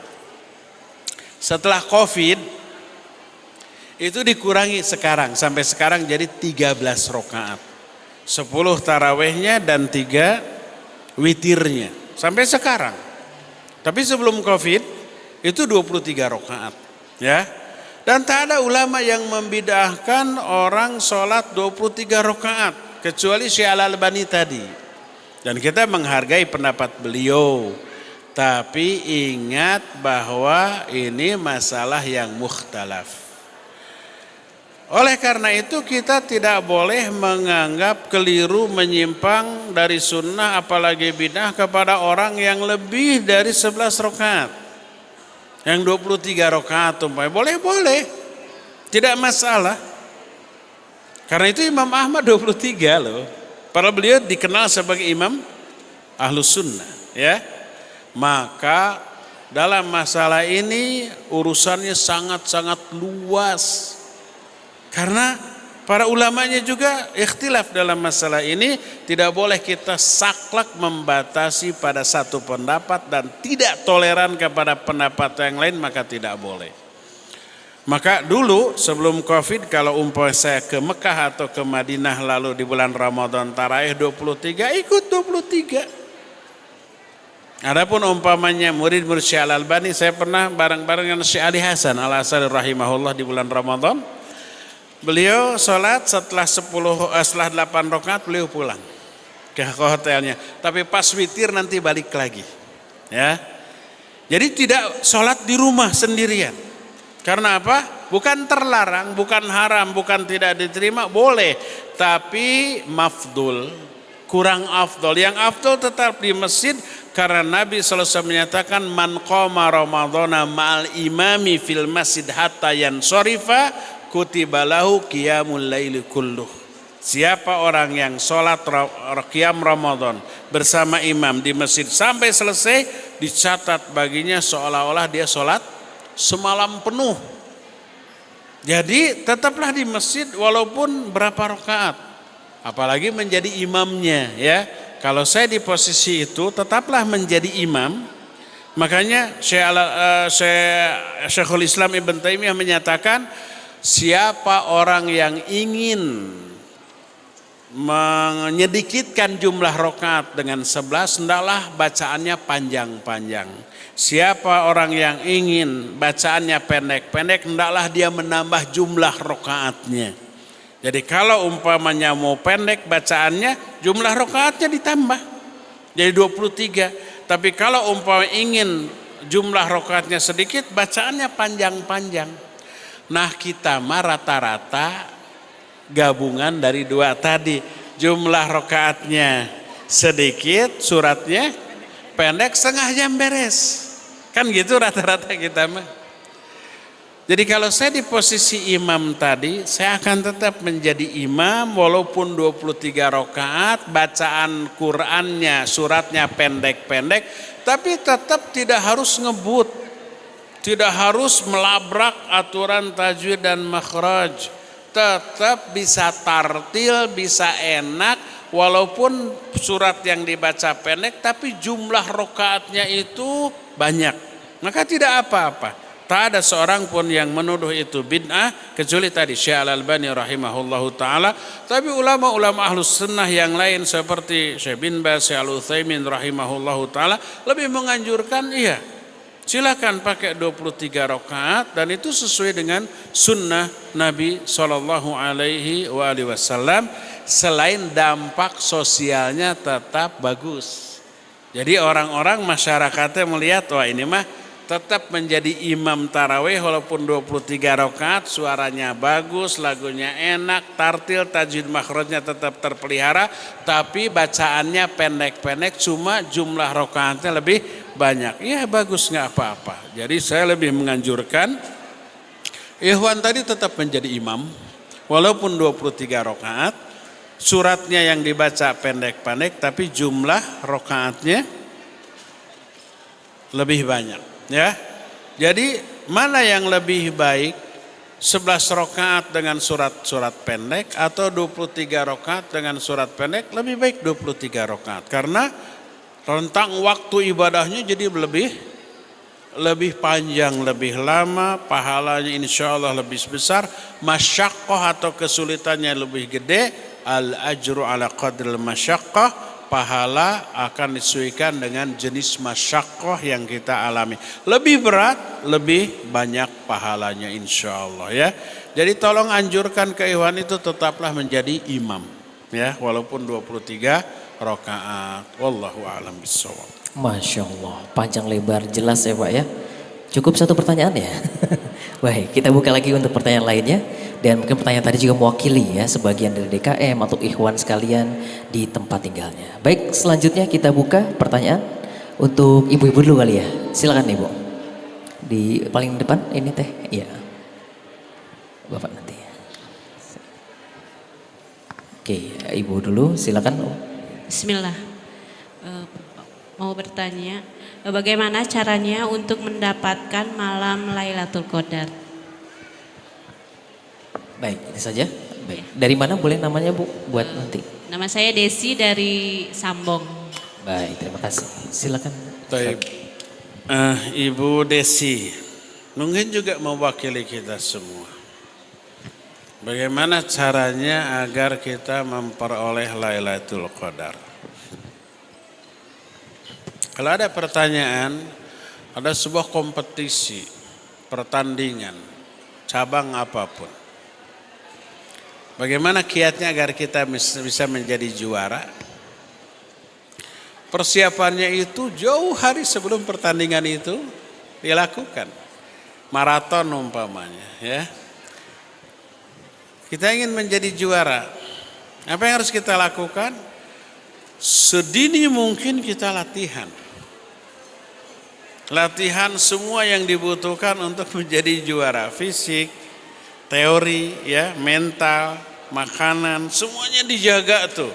Jangan sampai nanti kan sebulan lagi maratonnya, sekarang cuek, makan banyak, pas mau melakukan pertandingan badan gemuk, gemrot, atau karek 100 meter ke haheho. Gak akan bisa. Demikian juga Lailatul Qadar, tidak instan. Upayakan persiapan memperoleh Lailatul Qadar dilakukan setahun sebelumnya. Jadi awal Ramadan tahun lalu persiapkan, pokoknya Ramadan nanti saya harus dapat Lailatul Qadar. Latih diri kita untuk dua hal saja. Apa dua hal itu? Pertama, sebisa mungkin membersihkan jiwa dan diri kita dari dosa dan maksiat. Karena dosa dan maksiat ini memperberat kita untuk melakukan ibadah. Ibarat tubuh kita, dosa ini adalah kolesterol, lemak gitu ya, sumbatan-sumbatan. Jadi gemuk. Coba yang gemuk gimana? Saluran pembuluh darah banyak sumbatan. Suplai darah, oksigen, nutrisi ke seluruh tubuh terhambat. Badan gemuk. Kalau yang kayak begitu diajak olahraga, males. Dipaksa ngos-ngosan, dipaksa lebih berat pingsan. Maka yang harus dia lakukan apa? Turunkan dulu berat badan. Bagaimana caranya? Ya mungkin harus jalan dulu santai, terus sejam gitu sampai keringetan. Terus sehari, 2 hari, seminggu, 2 minggu, sebulan. Setelah enak agak cepat, lebih enak lagi agak jogging. Lama-lama bisa lari, lama-lama bisa sprint, malah salto juga bisa. Kalau sudah langsing. Untuk bisa langsing, pertama kurangi berat badan. Iya. Bagaimana yang harus dilakukan? Ya dia harus olahraga ringan dulu sampai intensitasnya meningkat lalu tambah berat. Kedua, jaga asupan makanan. Kalau olahraga tapi yang dimakan teh bala-bala deui, gitunya seblak deui, gula, karbo, terus ya nggak akan turun-turun berat badan, ya. Gembul RW 06, rewog sekali makan kamarkaan sekali, terus sehari minimal 3 sampai 4 kali makan. Walaupun rajin olahraga ya gemrot. Perhatikan nutrisi yang masuk ya, banyak buah-buahan, sayuran, protein, kurangi karbo, kurangi gula, kurangi tepung-tepungan, kurangi umpamanya minyak-minyak, gorengan dan seterusnya itu. Jiwa juga begitu. Agar jiwa ini enteng ketika melakukan ibadah, lakukan 2 hal. Pertama, kurangi dosa-dosa kita, maksiat kita, jauhi. Itu penghalang, pemberat kita dalam melakukan ibadah dan amal soleh. Males. Dengan cara apa? Banyak tobat, banyak istighfar, banyak melakukan kebaikan-kebaikan, infak dan sedekah. Pokoknya lakukan amalan-amalan penghapus dosa. Dan jauhi dosa-dosa besar. Menjauhi dosa besar adalah ibadah yang agung. Perhatikan Allah dalam Al-Quran dalam surah An-Najm.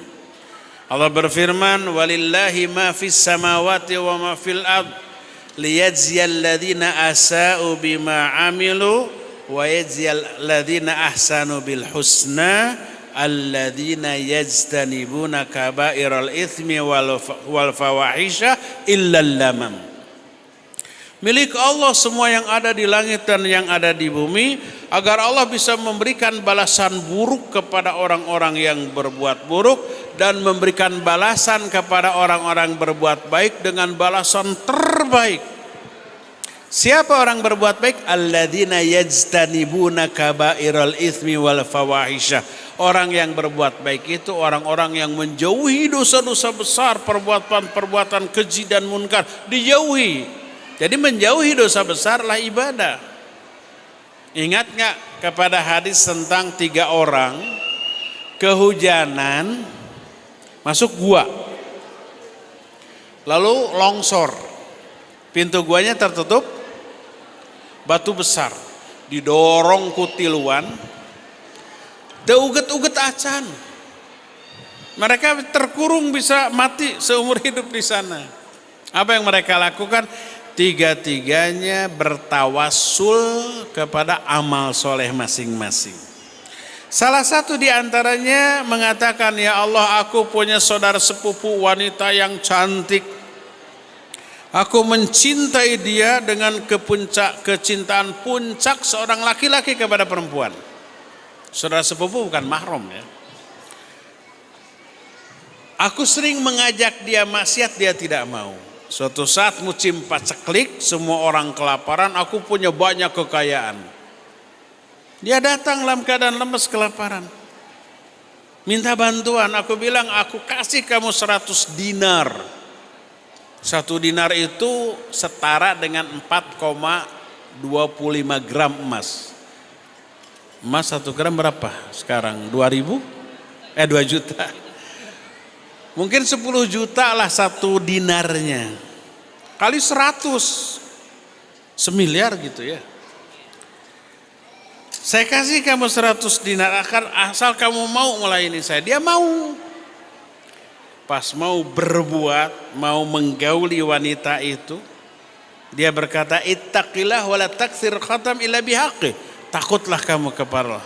Jangan kamu pecahkan cincin kecuali dengan haknya. Artinya kalau mau begini nikah dulu lah gitu.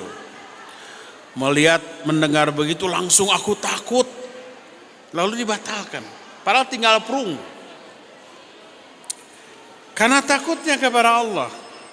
Lalu dia berkata, ya Allah, bila yang aku lakukan itu adalah amal soleh yang kau terima, dengan amal soleh itu bukakan pintu gua. Apa yang terjadi? Pintu gua itu seret bergeser terbuka, menunjukkan doa dia dikabul, menunjukkan amalan tadi itu amalan yang Allah terima. Apa amalannya?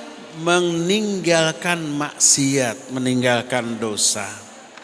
Jadi menjauhi dosa itu amal soleh yang sangat agung. Jadi lakukan amal-amal soleh sedini mungkin, atau jauhi dosa-dosa besar sebisa mungkin. Banyak tobat, banyak istighfar, banyak berinfak dan bersedekah, maka itu semuanya akan menggugurkan dosa-dosa kita. Setelah dosa gugur, jiwa kita enteng, lunak, lalu turun taufik hidayah dari Allah untuk apa? Untuk melakukan ibadah secara enteng. Semangatnya kepada ibadah kalau dosa ini sudah terkurangi, ya. Itu yang pertama. Kurangi dosa sejak dini. Kedua, selain tadi berat badan diturunkan, nutrisi yang masuk harus bagus. Perbanyak protein, ya. Terus latihan-latihan ringan mulai dari jalan kaki, jalan cepat, jogging, terus lari, angkat-angkat beban, otot kuat, sirkulasi darah lancar. Terus nanti kalau sudah begitu hawanya tuh ingin olahraga terus loh. Tenaga juga kuat karena sering angkat-angkat beban. Nah yang kayak gitu hobinya itu olahraga, nggak olahraga sekali saja, asana teh rariged gitu. Jiwa juga begitu kalau sudah terbiasa dengan amalan-amalan, dengan zikir, dengan bacaan Al-Quran, dengan doa, dengan sholat-sholat sunnat, dengan saum-saum sunnat, itu ketagihan loh. Ternyata saum sunnat itu, lapar itu nikmat. Ternyata membaca Al-Quran dengan penghayatan itu nikmat. Ternyata bangun sepertiga akhir malam, terus dibaca dengan penghayatan dalam sholat, menciptakan suasana hati yang sangat nyaman. Kalau umpamanya sudah rutin tahajud dengan penghayatan yang baik, itu memotivasi dia untuk menambah hafalan Quran nih. Masa yang dibaca itu aja, malam nanti saya akan membaca surat baru yang saya hafal. Akhirnya setiap hari menambah hafalan dia. Di murojaahnya dalam sholat malam. Begitu terus. Orang yang seperti itu sholat malamnya terpelihara, sholat rawatibnya terjaga, saum sunnahnya juga terjaga, bacaan Al-Qurannya juga terjaga. Dia akan merasa enjoy dan nikmat dengan itu. Akhirnya ketagihan. Nah, kalau sudah dosa bersih dari jiwa, terus giat melakukan ibadah, masuk bulan Ramadan termotivasi dengan dilipat gandakannya pahala dari semua amalan, itu akan meningkat. Kalau sudah masuk awal Ramadan, dia merasakan nikmat berlapar-lapar, dia merasa nikmat dengan tarawih, dia merasa nikmat dengan tadarus, dia merasa nikmat dengan membantu orang infak dan sedekah. Insya Allah orang seperti ini Allah anugerahkan hadiah berupa Lailatul Qadar. Jadi Lailatul Qadar itu anugerah hadiah dari Allah atas prestasi ibadah kita. Jadi kalau di luar bulan Ramadan kita hura-hura dulu, dosa, maksiat, ibadah asal-asalan, pas masuk Ramadan baru kita sungguh-sungguh, itu ibarat mau kompetisi, sebelumnya itu makan, rebahan, gogoleran, ngemil, terus gembrot. Pas kompetisi masuk, baru 100 langkah juga sudah ambruk. Jadi orang yang sebelum Ramadan terbiasa dengan berleha-leha, masuk Ramadan jangan berharap dia mampu taraweh full 30 hari. Jangan berharap dia bisa menamatkan Al-Quran walaupun hanya 1 kali. Jangan berharap dia bisa maksimal dalam ibadah. Apalagi ketika awal Ramadan, biasa hari-hari, pas nanti malam 27 baru begadang, dijamin gak akan dapat. Allah gak akan anugerahkan kemuliaan Ramadan kepada orang yang berleha-leha di dalam melakukan ibadah kepada Allah Azza wa Jalla, ya. Apa kita sudah terlambat meraih Lailatul Qadar? Enggak. Masih sekarang kira-kira belasan hari lagi. 19 hari lagi menuju Ramadan. Coba sejak sekarang kita jauhi dosa-dosa besar, banyak tobat, banyak istighfar, banyak infak sodako. Latih diri kita sekarang dengan membaca Al-Quran sehalaman, satu lembar, satu juz, terus malamnya kita bangun latih sedikit demi sedikit. Mungkin tahajud nanti dua rakaat dulu, besok 4 rakaat, besok terus meningkat. Awal Ramadan kita sudah terbiasa tadarus, terbiasa Senin Kamis, terbiasa juga tahajud. Masuk Ramadan maka kita akan merasa enteng taraweh, enteng tadarus, enteng saum. Dengan cara seperti ini insyaallah Allah anugerahkan Lailatul Qadar kepada kita ya. Semoga semua yang ada di sini dapat Lailatul Qadar di Ramadan tahun ini. Amin. Amin.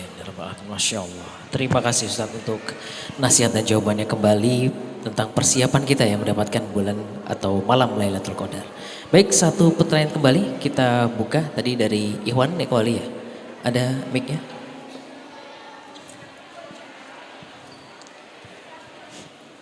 Ya. Angkat tangan Pak. Ya.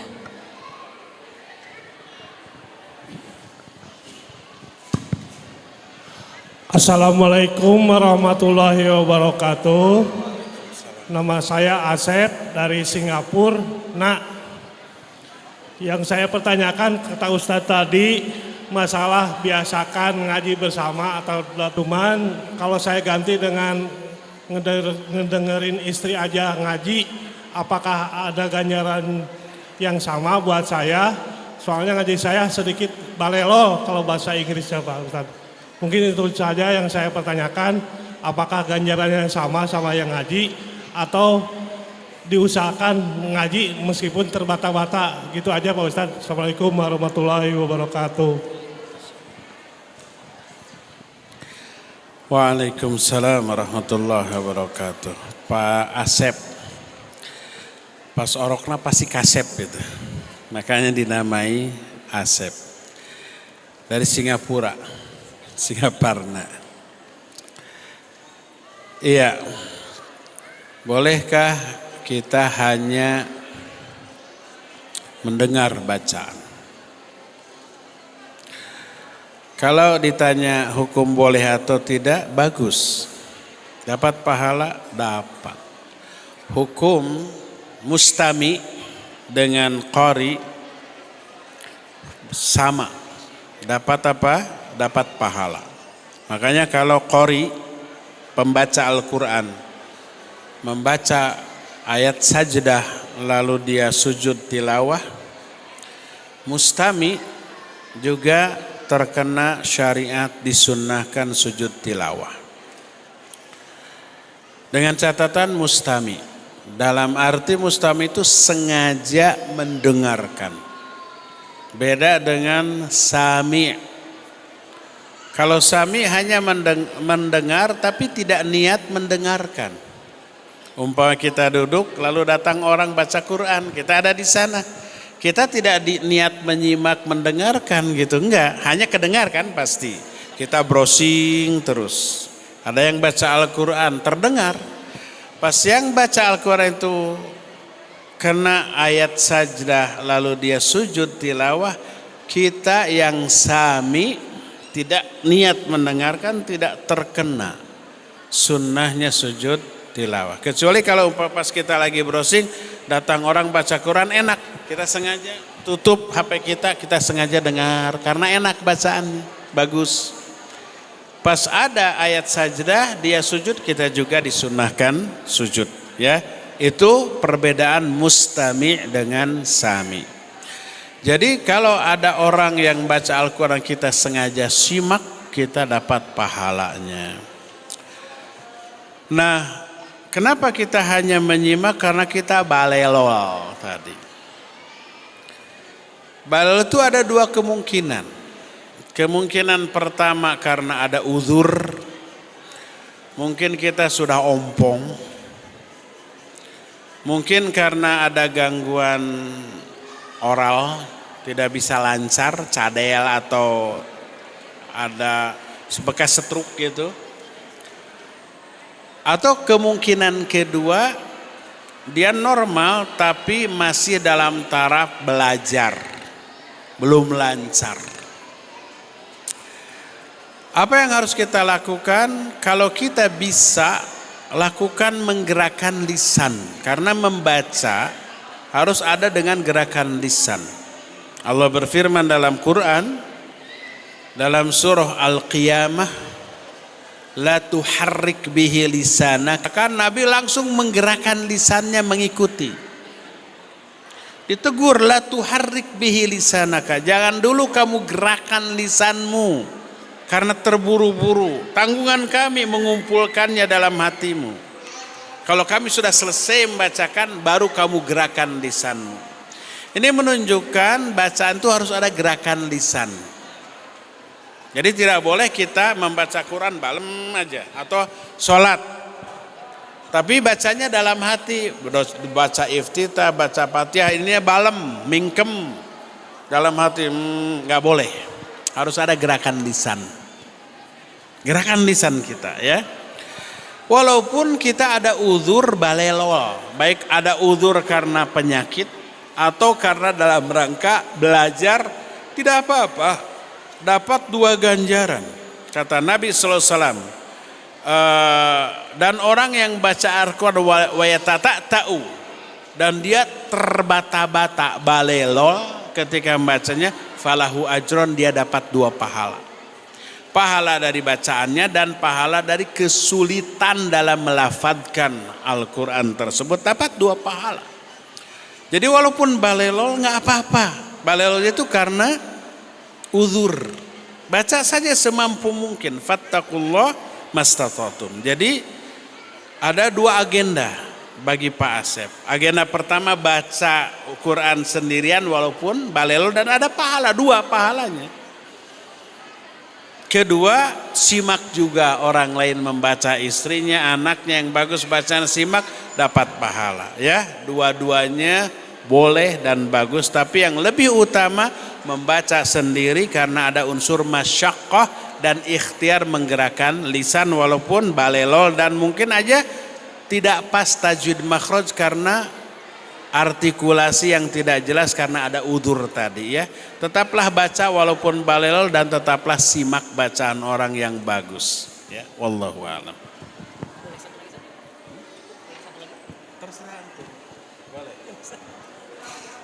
Baik, jazakallah khair Ustaz untuk jawabannya kembali ya. Buat kita juga para ummahat ataupun bapak-bapak biasanya masih bacanya balelol gitu ya. Mendapatkan 2 pahala.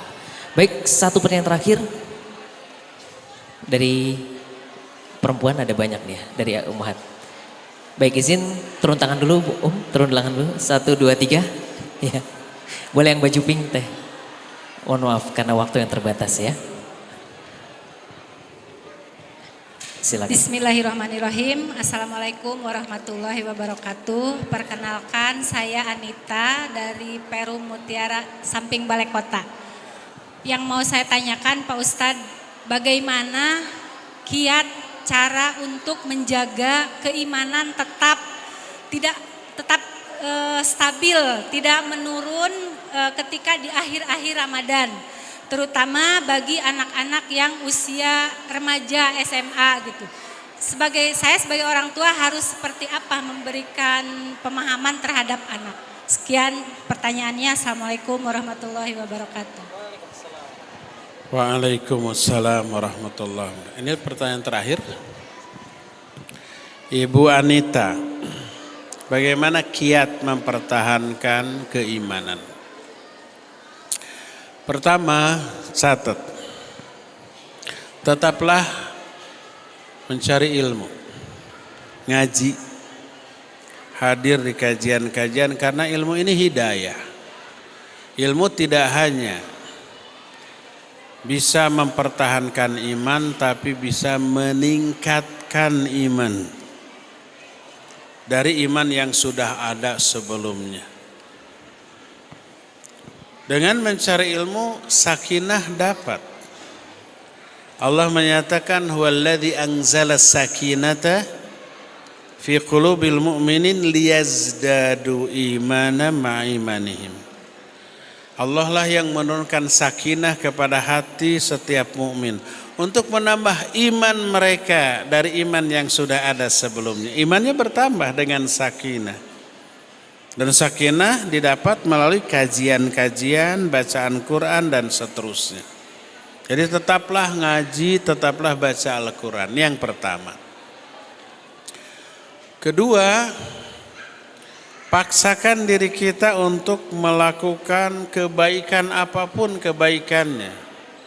Salat sunnah, saum sunnah, banyak zikir, istighfar, menolong orang.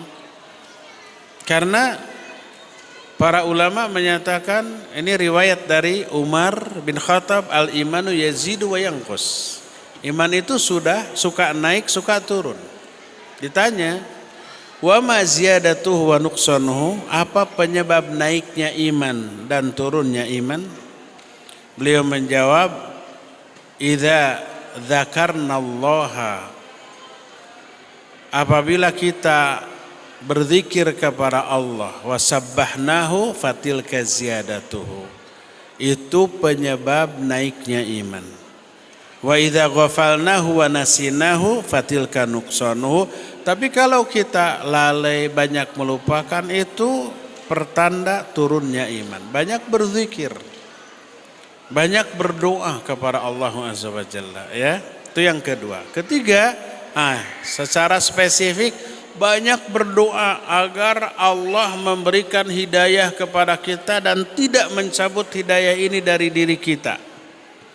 Baca banyak-banyak doa, Rabbana la tuzigh qulubana ba'da idh hadaitana wa hab lana min ladunka rahmah. Ya Allah, jangan Engkau sesatkan kami, hati kami, setelah Engkau memberi hidayah kepada kami.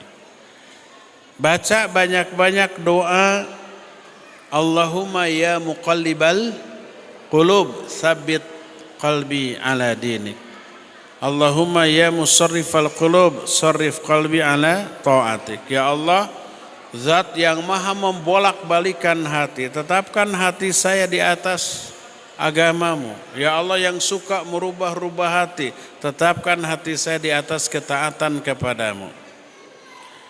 Baca tuh banyak-banyak, sering-sering doa, Allahumma inni as'aluka fi'lal khairat wa tarkal munkarat wa hubbal masakin wa an taghfirali wa tarhamani wa idza aradta fitnata qaumin fatawaffani ghairu maftun.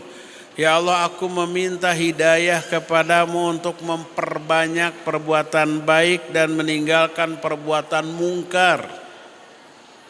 Baca banyak-banyak doa, Allahumma aslih li dini allati hiya ismatu amri. Ya Allah, perbaiki bagiku agamaku yang itu merupakan sumber dari kebahagiaanku atau merupakan penjaga dari semua urusanku. Itu doa-doa dari Rasul sallallahu alaihi wasallam, ya. Jadi yang ketiga, banyak-banyak berdoa agar Allah menganugerahkan hidayah. Banyak-banyak meminta istiqomah, Allahumma amanna bika farzuqnal istiqamah. Ya Allah, aku beriman kepada Engkau, maka rizkikan kepadaku sikap istiqamah di atas iman ini.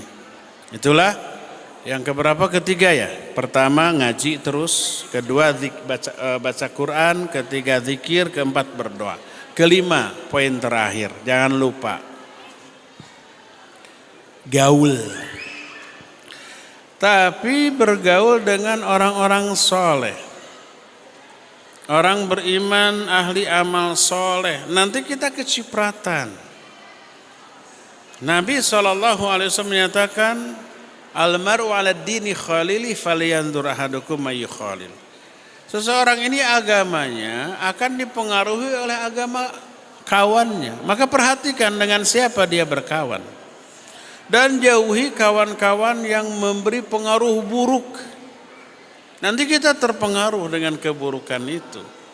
Nanti kita terpengaruh dengan kelalaian orang itu. Kalau umpamanya kita suka menjaga sholat 5 waktu, menjaga lisan dari ghibah, dari mencela dan seterusnya, Lalu gaul dengan ibu-ibu, emak-emak tukang ngegosip. Lagi seru-seru ngegosip, azan. Kita bilang kita ke masjid dulu, sholat dulu. Kata emak-emak temennya, lagi seru-serunya jangan dulu, nanti baru azan, belum qomat. Lagi pula kita sama perempuan gak perlu ke masjid kan gitunya. Akhirnya kita terhalang, ikut mendengarkan gibah. Mendengarkan walaupun tidak ikut nimbrung sama dosanya dengan menggibahinya. Apalagi kita ikut menggibahinya, ikut ngegosip. Itu kalau gaul sama ahlus syarr, orang-orang yang buruk amalnya. Hindarkan bergaul dengan, bukan memusuhi, bukan menjauhi, tapi jangan bergaul rapat. Kalau ketemu say hello saja, assalamualaikum, timana badeka mana kumadamang, boleh nggak apa-apa lah. Tapi pas ada gosip baru, aduh punten saya rurusuhan gitu aja, jangan dilayani gitu. Jadi pilih teman-teman bergaul yang baik dan hindarkan teman-teman bergaul yang buruk.